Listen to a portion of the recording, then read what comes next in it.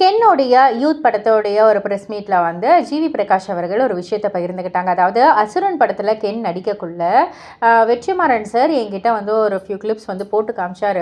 நான் வந்து கென்னை பார்த்துட்டு இந்த க்ளோஸ்அப்லாம் இன்னும் கொஞ்சம் பெட்டராக வந்து பண்ணலாம், இவர் உடம்பை ஃபஸ்ட்டு கொஞ்சம் குறைக்க சொல்லுங்கள் அப்படின்ற மாதிரிலாம் நான் வந்து ஒரு சஜஷன்ஸ் கொடுத்தேன். நான் சொன்னதால் வந்துட்டு வெற்றிமாறன் சார் அவனை வந்து உடம்பு இழைக்க சொன்னார், ஓட விட்டார், ட்ரெட்மில் அது இதுன்னு எல்லாம் ஓட விட்டார். ஸோ அப்போ வந்து நான் அவனை டார்ச்சர் பண்ணிட்டேன். அதுக்கப்புறம் நிலவுக்கு என்மேல் என்னடி கோவம் படத்தில் அந்த கோல்டன் ஸ்பேரோ அந்த ஒரு பாடல் வந்து நான் வந்து பண்ணி முடிச்சுட்டு டேரக்டருக்கு வந்து ரொம்ப பிடிச்சிருச்சு. அவர் வந்துட்டு எல்லாம் வாங்கிட்டு போயிட்டார். பட் ஆனால் திடீர்னு வந்து தனுஷ் சார் வந்து என்கிட்ட சொல்கிறாரு, இந்த மாதிரி கென்னுக்கு வந்து இந்த பாடல் பிடிக்கல அப்படின்னு வந்து சொல்கிறாங்க. ஐயோ இல்லையே, சூப்பராக தானே இருக்குது, ஏன் என்ன நல்லா ஹிட் அடிக்கும் அப்படின்ற மாதிரி நான் சொல்கிறேன். பட் ஆனால் வந்து கென்னுக்கு வந்து சாட்டிஸ்ஃபையாக இல்லை.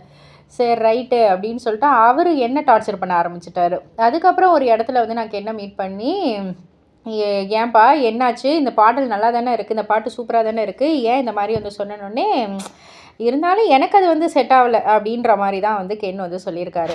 ஸோ திரும்ப அந்த டார்ச்சர் வந்து எனக்கு ரிப்பீட் ஆகிடுச்சு அப்படின்ற மாதிரி ரொம்பவே ஃபன்னாக வந்து சொல்லியிருந்தாங்க. பட் இருந்தாலும் வெற்றிமாறன், தனுஷ் இவங்க 2 பேருடைய இவங்க 2 பேரும் அறிமுகம் பண்ண ஒரு பையனுக்கு வந்து கண்டிப்பாக டேலண்ட் இருக்கும்.